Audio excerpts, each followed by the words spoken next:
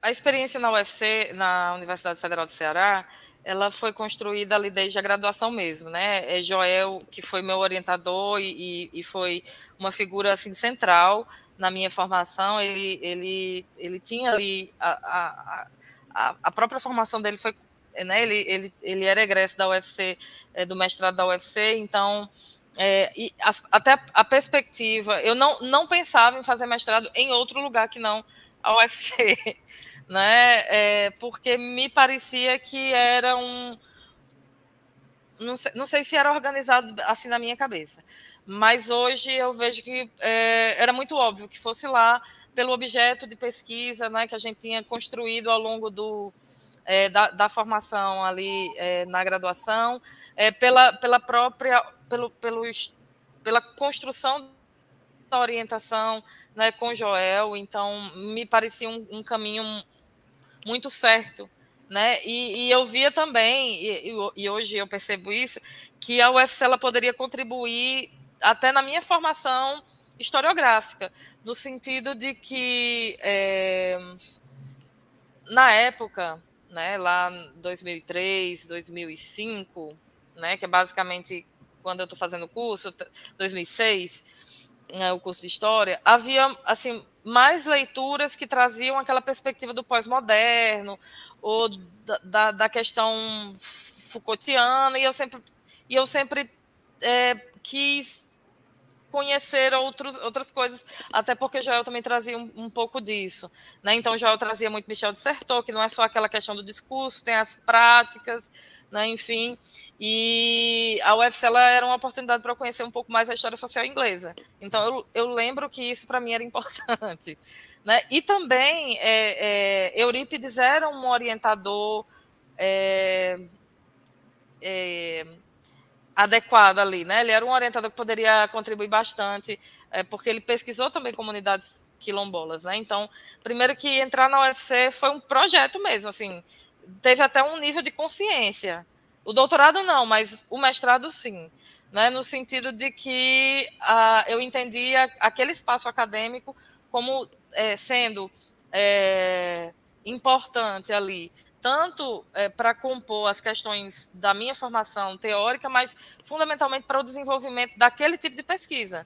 Veja só, Evandro, a pesquisa com comunidades quilombolas, ela não é tão comum da forma como a gente estava trabalhando, né? A gente não estava trabalhando com comunidades ditas históricas, a gente estava trabalhando com aquelas comunidades que foram reconstruindo-se enquanto quilombolas, porque elas perderam esse vínculo em algum momento. Né? E a gente está num contexto em que a gente não está trabalhando com necessariamente as fontes escritas como sendo a base. Né? A gente está trabalhando com fontes orais, então havia uma dificuldade mesmo, assim, né? Uhum. De afirmação desse tipo de trabalho como um trabalho de história. E eu senti isso muitas vezes, né? E até no mestrado em alguns momentos também, porque você vai ter linhas diferentes ali na UFC, mas eu senti várias vezes a dificuldade e a necessidade de afirmar por que a gente está falando sobre aquilo, né? Que tempo é esse? Que temporalidade é essa que a gente está trabalhando, que ela não cabe numa janelinha de 1920 a 1930? Né? É possível o historiador trabalhar assim ou eu estou fazendo trabalho de antropólogo? Se hoje essas questões elas são bastante bem resolvidas, né? Eu acredito, penso eu, né, que elas são muito mais bem resolvidas, ali elas ainda estavam se resolvendo.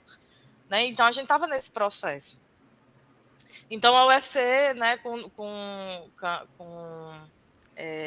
um trabalho na área de história social, que trazia a perspectiva da história oral, tal, a UFC me parecia um local adequado. E aí, o que a gente vai desenvolver, né, a partir do que foi feito na graduação? Na graduação, eu fiz uma monografia sobre os negros do Riacho também, como resultado da pesquisa de iniciação científica. Ali a gente trazia alguns elementos da história oral, mas o objetivo central era mesmo de fazer um apanhado geral, já pensando no mestrado, não é? Um apanhado geral da bibliografia e tal, sobre não só sobre os negros do Riacho, mas sobre a questão do negro no Rio Grande do Norte, enfim. E trazendo também o trabalho do professor Luiz Assunção, né, do Departamento de Antropologia da UFRN, que até ter acesso até iniciar a pesquisa, né? Eu conheci os negros do Riacho apenas a partir dos estereótipos e aquilo me chamava alguma atenção, e depois eu vou conhecer também a partir da leitura, né, feita pelo professor Luiz Assunção, né, em que ele vai mostrar que não é um todo homogêneo, né, que aquele território não é um todo homogêneo, que aquela comunidade tem os seus conflitos, que não é um espaço romântico, né, como a gente vai construindo, né, ou uma imagem negativa. Em Currais Novos, isso é bastante recorrente, essa imagem negativa da comunidade, né, em que haveria uma desorganização, em que haveria uma falta de higiene, em que haveria uma certa violência, né, naturalizada em relação a essa, ou a embriaguez também está presente, ou a mendicância, enfim, ideias que constroem uma identidade não muito positiva da comunidade. Né? E, ao mesmo tempo, a gente começa a acessar ali ainda na pesquisa de iniciação científica a comunidade, né, a partir de outras perspectivas, de uma perspectiva mais acadêmica, de uma perspectiva antropológica, né? Então, a ideia lá do trabalho na graduação era justamente fazer esse apanhado geral e fazer um trabalho, obviamente, com o fôlego de uma monografia, né? Um trabalho muito menos denso. E a ideia na UFC era adensar, né? E adensar a partir de uma coisa que me incomodava bastante, que era o questionamento se aquele era um trabalho mesmo de história. Eu também me questionava, é importante que se diga, se aquele era mesmo um trabalho de história e o que fazia daquilo um trabalho de história.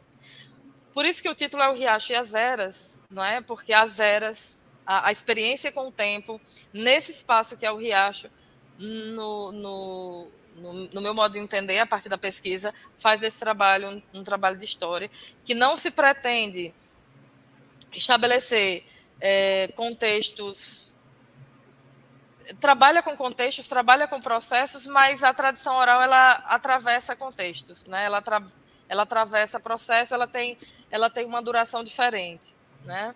E a ideia era trabalhar com essa duração, tá? O Riacho e as Eras, a gente foi construindo assim no sentido de primeiro questionar ou pensar sobre como é que esses moradores de uma comunidade que antes era vista como uma comunidade negra, de pessoas organizadas, e agora passava a ser vista como quilombola, como é que ela vai configurando, reconstruindo através da memória um passado, né? Obviamente, que essa fala ela é provocada pela pesquisa. Né? A gente está perguntando ali a dona Ana, a seu Laurentino, a gente está provocando, né, a esses sujeitos pensarem sobre o seu passado. Né? E aí a gente vai observando que o passado, essas eras, esse tempo para trás, como as mulheres falam, a gente, na comunidade do Riacho, a gente tem mais acesso às mulheres, pelo menos em 2008, 2005 era assim, não sei como está agora, até porque eu voltei recentemente aqui para o campus, né? Então a gente estava desenvolvendo mais atividades em outros campos, e depois veio a pandemia, enfim. Mas a ideia de que esse tempo para trás, essas eras, eram tempos melhores. Né? Era um tempo bom, era um tempo de fartura, era um tempo de chuva. O tempo que esse fundador chega ali era um tempo bom na narrativa. Ou então, para alguns, era o tempo em que você tinha muitas terras e de vez em quando e as cercas foram diminuindo. Inclusive, hoje, a comunidade do Riacho ela é demarcada por 4 cercas. Nenhuma delas foram construídas ou foram erguidas pelo pessoal do Riacho. Foram erguidas pelos proprietários de terras ao redor. Então, essa narrativa do avanço das cercas faz muito sentido quando a gente olha aquele território, né? Aquelas pessoas esmagadas naquele pedaço de chão. Então, enfim, então a ideia da pesquisa e como ela foi executada foi no sentido de pensar a construção dessas memórias para a gente acessar talvez a um espaço antigo ou a uma memória antiga sobre aquela formação. E, né, a formação daquele núcleo familiar, que depois vai construir as suas ramas, enfim, e que vai também gerar algumas divisões internas, né, que faz parte da vida humana. Né? Não é de se estranhar que numa comunidade como Riacho, a gente também tenha as diferenciações internas. A perspectiva do trabalho era justamente no contexto ali. Em 2004, a gente começa a desenvolver a pesquisa de iniciação científica. Em 2008, que é quando eu finalizo o trabalho de pesquisa para a dissertação, a comunidade já tinha sido reconhecida como comunidade quilombola.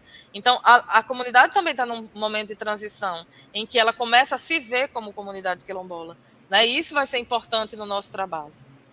Né? Então, pensar essas configurações e reconfigurações dessa identidade, que ela está associada a uma dinâmica temporal, foi fundamental para o desenvolvimento do trabalho da dissertação. Né? Pensar a construção dessas identidades que historicamente foram baseadas num não dever ser, né, numa imagem negativa, e como isso vai sendo reconfigurado para que essa comunidade se entenda como quilombola, ou quilambola, ou pirambola, como aparecia, né, nas falas, era importante para o nosso trabalho. Naquele momento a gente já conseguia ver, por exemplo, uma tentativa de transformar aquele espaço num espaço até meio que turístico, de visitação, uma tentativa, não estou dizendo que conseguiu. Através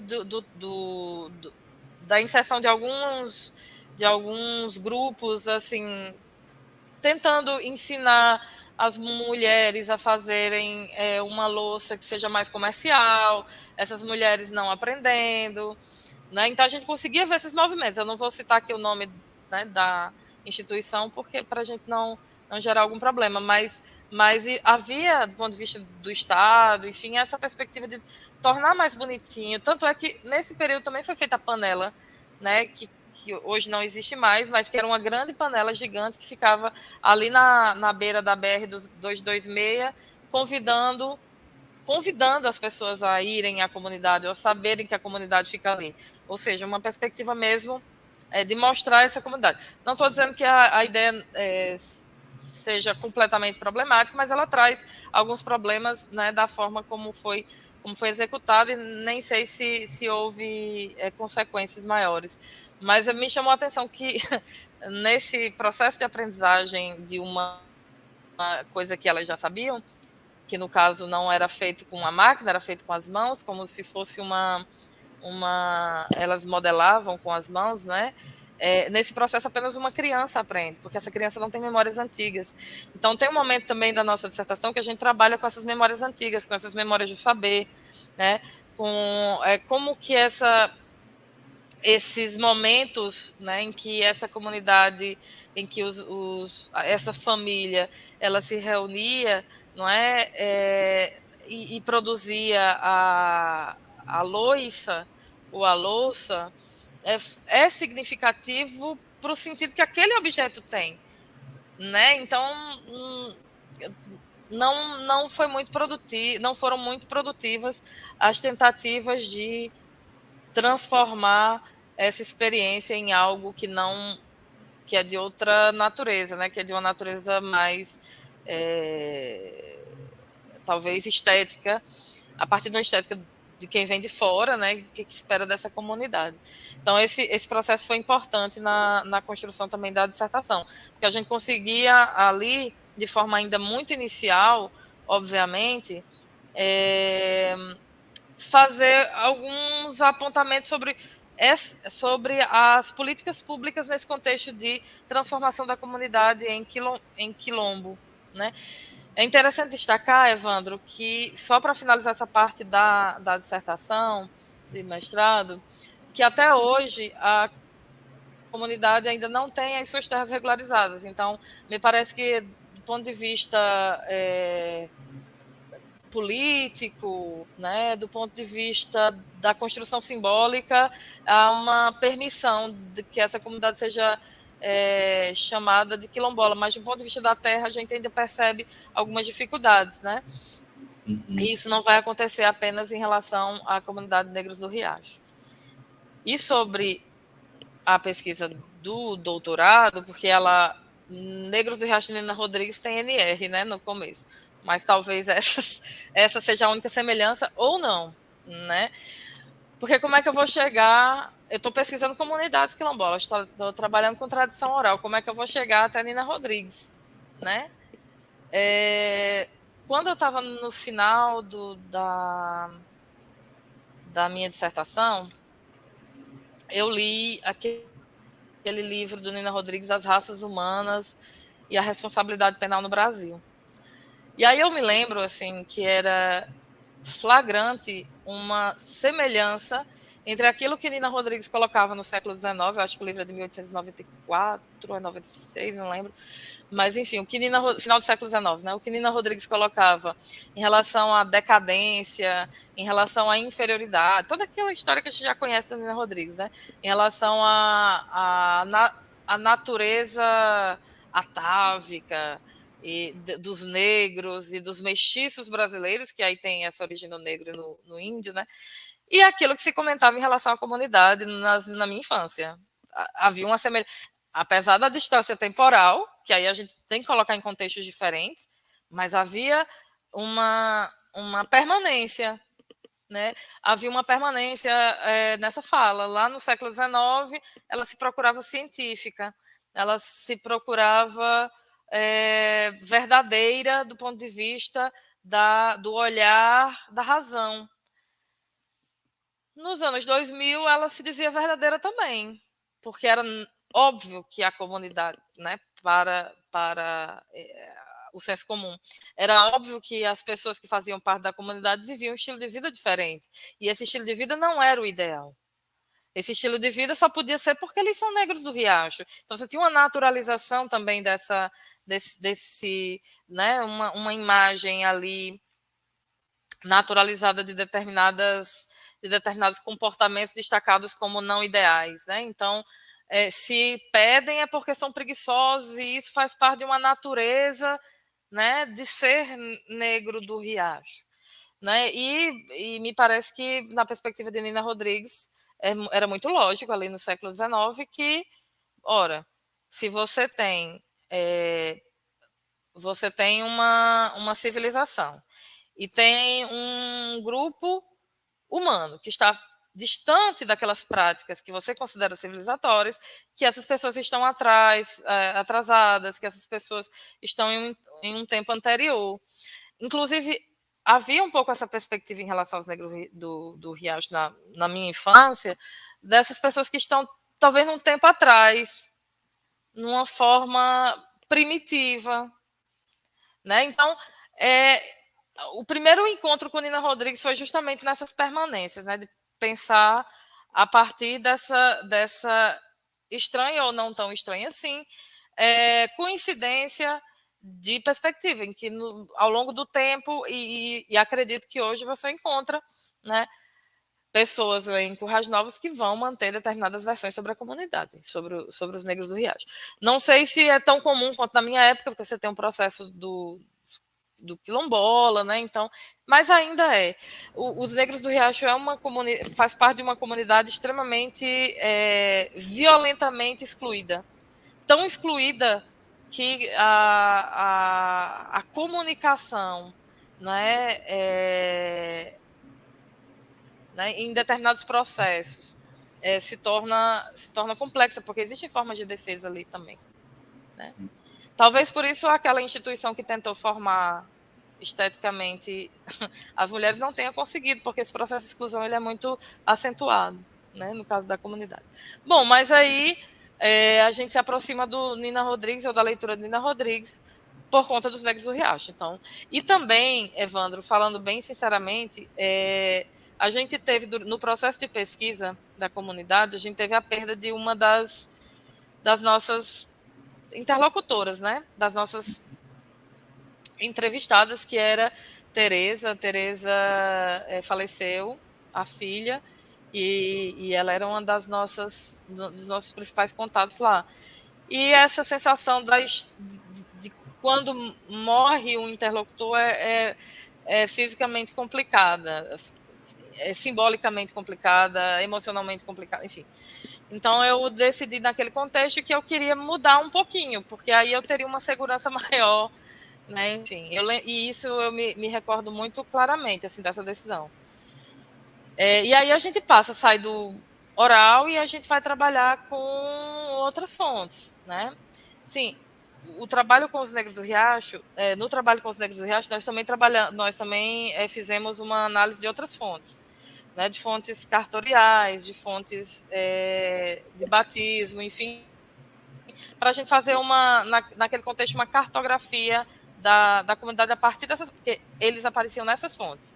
Jornais a gente não encontrava, enfim, era nessas fontes.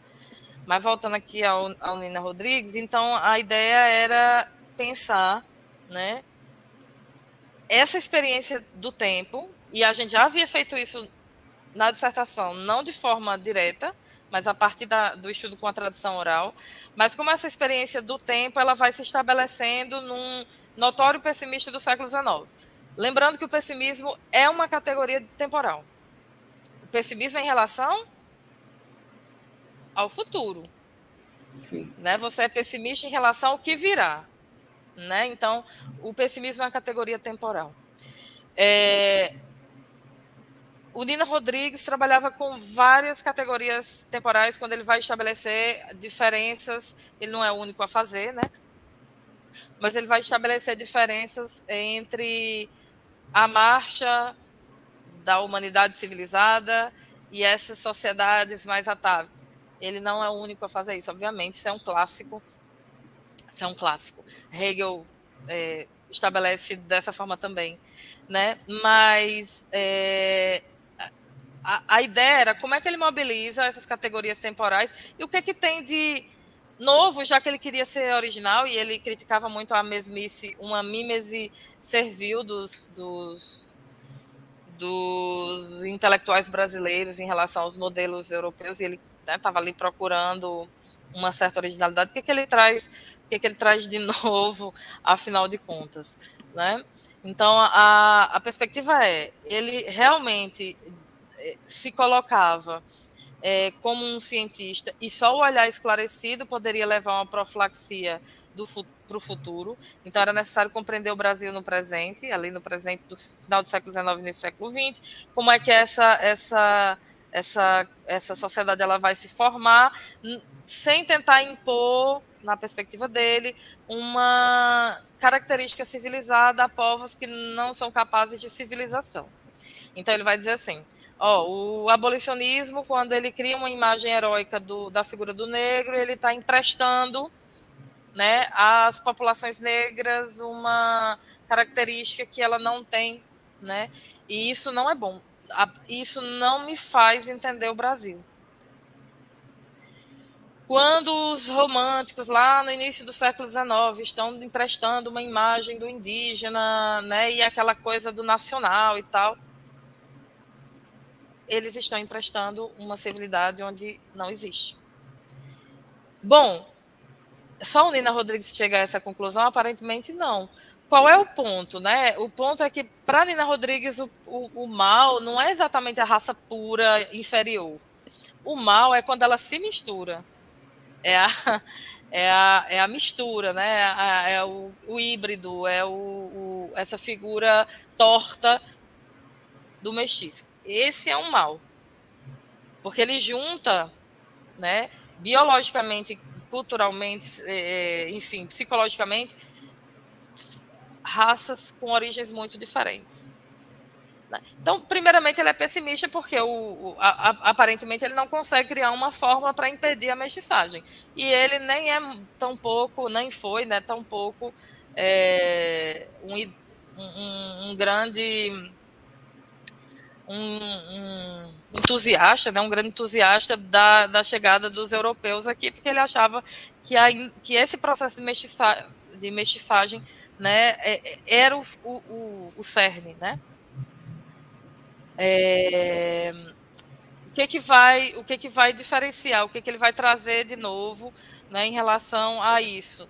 Ele vai dizer o seguinte: a mestiçagem é um problema para ele, mas existe uma coisa positiva na colonização brasileira, que os negros brasileiros, eles não são os inferiores, né? A totalidade dos negros brasileiros não é formada pelos bantos, que ele entendia como como mais inferior, que você tinha outras experiências, né, experiência é um termo que eu estou usando, você tinha outros povos, né, que tinham influência islâmica, né, povos que ele chamava de sudaneses, e que esses povos teriam uma estética melhor. Né? Então, ele vai trazendo essa ideia e ele tem trabalhos que são importantes, né? Guardadas, obviamente, todas as questões que envolvem a perspectiva, mas o trabalho importante, denso, sobre as práticas, né? Da cultura africana ali na Bahia no século XIX. Então, a perspectiva dele é que a mestiçagem é um problema, mas os nossos negros, eles não são os das piores cepas, né? Então ele vai hierarquizando, o processo da Rodrigues é todo de hierarquizar. Ele vai hierarquizando os negros, né, entre aqueles que seriam os mais civilizados e aqueles que seriam os menos civilizados. Sempre, obviamente, tendo como padrão a civilização ocidental, né? Tendo como padrão o Ocidente. Aí a gente vai dizer, o islamismo não é necessariamente o Ocidente, mas é uma religião monoteísta. E isso, para ele, trazia um grau de civilidade, né? Então, o trabalho, o trabalho do doutorado, ele vai tentar justamente pensar essas várias experiências temporais. Aí a gente vai trazendo a dimensão da pesquisa dele, né, desse laboratório racial, né, que ele identificava na Bahia, e como ele vai agenciando categorias temporais para pensar esse outro, vai criando hierarquias, vai estabelecendo assimetrias, vai elaborando padrões, não é porque, no fundo, o que ele tinha, embora ele diga que ele dissesse, né? Parece até um primo próximo aqui, quando eu falo. Mas, embora ele alegasse que não há como analisar o Brasil no futuro, porque você não tem elementos do futuro, né? O futuro estava ali no horizonte dele, assim como um homem moderno, né?